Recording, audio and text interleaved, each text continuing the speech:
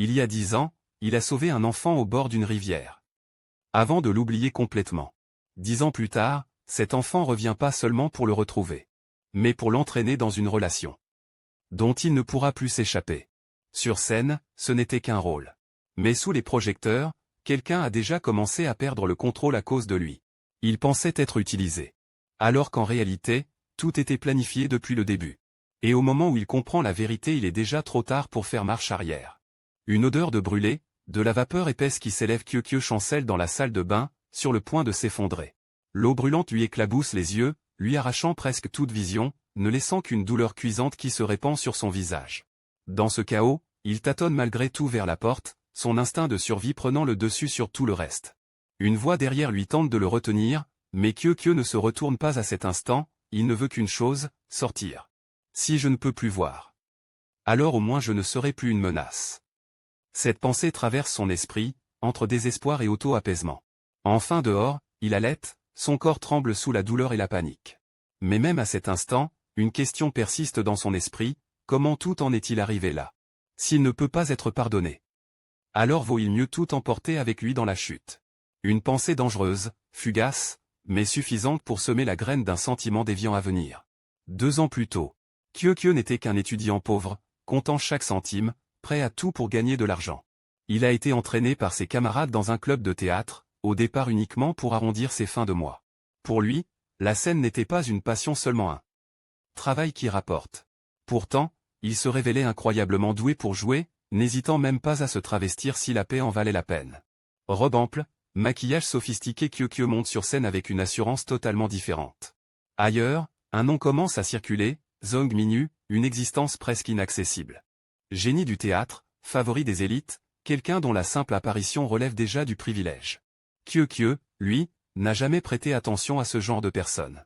Jusqu'au moment où il le voit. La lumière de la scène tombe, une silhouette aux longs cheveux apparaît, presque lumineuse dans l'obscurité. À cet instant, tous les sons autour semblent s'éteindre. Kyokyo ne distingue pas clairement son visage, seulement des lignes parfaites, presque irréelles.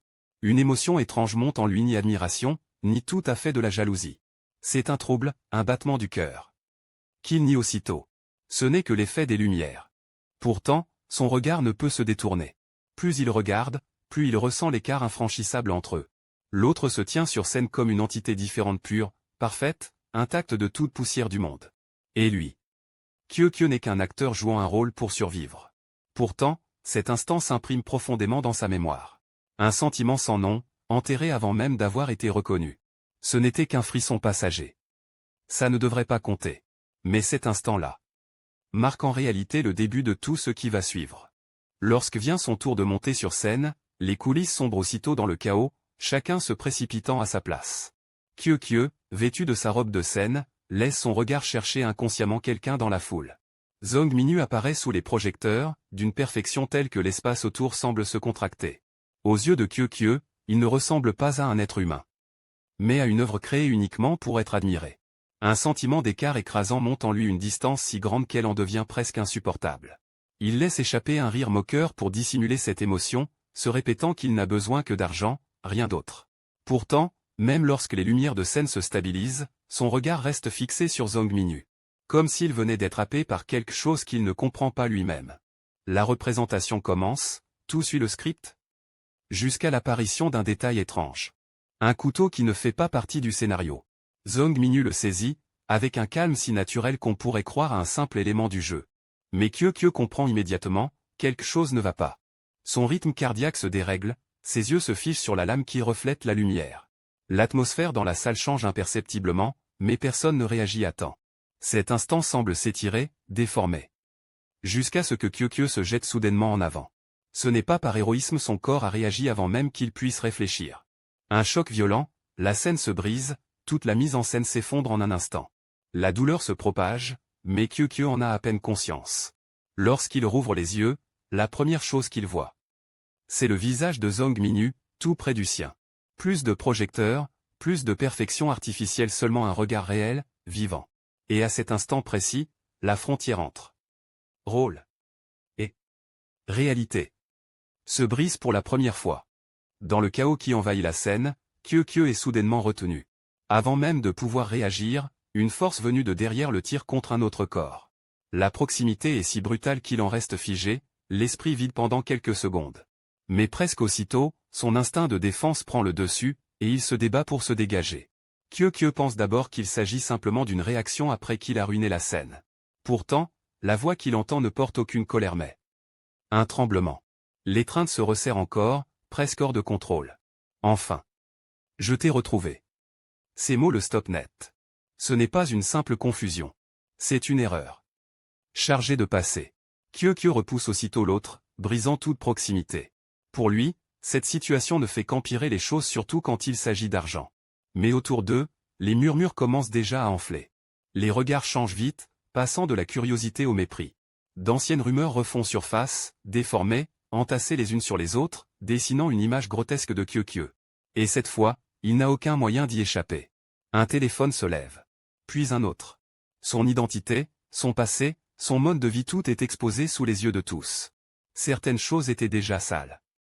Mais exhibées ainsi en public, elles deviennent encore plus insupportables. Kyokyo serre les dents, prêt à réagir. Mais avant qu'il ne puisse dire un mot, une main le tire de nouveau en arrière. Cette fois, ce n'est pas pour le retenir. Mais pour le protéger. Supprimer les photos. Une voix si froide que l'air lui-même semble se figer. Le nom Zhong Minyu est prononcé, et l'atmosphère change instantanément. Ceux qui faisaient tant de bruit se taisent aussitôt, certains reculent même. Kyokyo se tient au centre de ce tourbillon, réalisant pour la première fois que celui qu'il considérait comme un simple moyen de gagner de l'argent est en réalité quelqu'un capable de renverser toute la situation d'un seul geste. Après l'incident sur scène, Kyokyo est encore agacé. Pour lui, c'était une perte et il n'a aucune intention de laisser passer ça facilement. Pourtant, celui qui vient le voir de lui-même, c'est Zhong Minyu. Il apporte avec lui des excuses très concrètes. Pas sous forme de mots, mais sous la forme d'un cadeau déjà préparé. Par réflexe, Kyokyo veut refuser. Sauver la face, garder ses distances. Mais au moment où la boîte s'ouvre, toutes ses pensées s'arrêtent net. Ce n'est pas un simple objet. C'est un ensemble de produits de grande valeur. Sa raison lui dit de refuser. Mais la sensation y gagner le tire dans la direction opposée. Kyokyo accepte plus vite qu'il ne l'aurait cru lui-même. Et son attitude change presque immédiatement. De la méfiance à une certaine cordialité. Il va même jusqu'à adopter un ton familier, comme entre proches. Zhong Minyu ne force rien, il suit simplement ce rythme. Il s'insinue doucement dans la vie de Kyokyo. Il commence à poser des questions très précises. Préférences, taille, habitude. Avançant pas à pas, toujours plus près. Et puis, comme si de rien n'était, Zhong Minyu révèle la vérité. Ce qui s'est passé ce jour-là n'était pas un jeu. Kyokyo n'arrive toujours pas à digérer les paroles de Zhong Minyu au sujet du bord de rivière. Pour lui, ce n'est qu'une histoire étrangère, sans aucun souvenir auquel se raccrocher. Pourtant, Zhong Minyu en parle comme d'une vérité immuable. L'écart de perception entre eux commence à se creuser nettement. Kyokyo n'a même pas le temps de réagir. Que les fans déferlent comme une vague incontrôlable. Tout bascule aussitôt dans le chaos. Et Zhong Minyu choisit de rester seul sur place. Il pousse Kyokyo à partir en premier. Un geste qui ressemble à un sacrifice. Mais qui relève aussi du contrôle. Kyokyo commence à sentir que quelque chose cloche. Pourtant, il continue de se convaincre que ce n'est qu'un riche bienveillant. Cette naïveté est en réalité une faiblesse. Et Zhong Minyu l'a remarqué très tôt. Les deux commencent à échanger des messages. Leur relation progresse plus vite que la normale. Kyokyo prend l'initiative d'intégrer Zhong Minyu au club. Il lui accorde même des privilèges dès le départ. Il pense tenir l'avantage. Alors qu'en réalité, il est déjà entré dans l'orbite de l'autre. Un autre jour, Zhong Minyu apparaît dans un monde complètement différent. Plus de douceur, plus de faiblesse. Autour de lui, des gens du même rang. Et leur façon de regarder les autres est radicalement différente. Argent, pouvoir, mépris, tout est exposé sans détour. Leurs paroles suffisent à déformer toutes les impressions précédentes. Lorsque Kyokyo apparaît, tout éclate. Deux mondes entrent en collision, de manière brutale. Kyokyo réagit avec colère, instinctivement. Mais pour Zhong Minyu, ce n'est qu'une étape dans un plan bien plus vaste. Kyokyo porte encore en lui l'agacement né de sa confrontation avec Zhong Minyu. Mais il ne sait pas qu'il existe quelqu'un de bien plus extrême que lui. Un fan de longue date fait son apparition. Pas pour aimer, mais pour réclamer un droit de possession. Pour lui, Zhong Minyu n'est pas une idole. C'est quelque chose qui lui appartenait déjà. Lorsqu'il ne peut plus le voir, l'amour commence à se déformer. De l'attente à la rancœur, de l'admiration au désir de destruction. Et la première cible qu'il choisit est justement celui qui se tient le plus près de Zhang Minyu. Kyokyo. Le malentendu explose. Kyokyo est perçu comme celui qui a pris sa place. La foule de fans perd immédiatement le contrôle. La pression collective fait dégénérer la situation à une vitesse fulgurante. Pour la première fois, Kyokyo comprend. Le monde de Zhang Minyu est loin d'être simple. Mais à ce moment précis, un autre groupe de fans apparaît. Pas pour protéger, mais pour domestiquer. Ils retiennent le fan obsessionnel. Non pas pour effacer ses émotions, mais pour les rediriger. Si tu ne peux pas le garder pour toi seul, alors reste près de lui d'une autre manière. Un amour déformé, reconditionné en dévotion. Une forme de contrôle, bien plus subtile. Kyokyo observe toute la scène. Et pour la première fois, il perçoit la frontière dangereuse qui entoure Zhang Minyu. La porte s'ouvre brusquement, Kyokyo rentre dans un état de confusion totale. Pas seulement à cause de l'humiliation, mais parce que, pour la première fois, il a l'impression d'avoir été manipulé. Il s'efforce pourtant de garder son rôle de grand frère. Il s'occupe de son petit frère comme si rien ne s'était passé. Mais sous ce calme apparent, une colère sourde est en train de s'accumuler. À peine entré dans sa chambre, tout explose. Les objets, les pensées, et même son orgueil.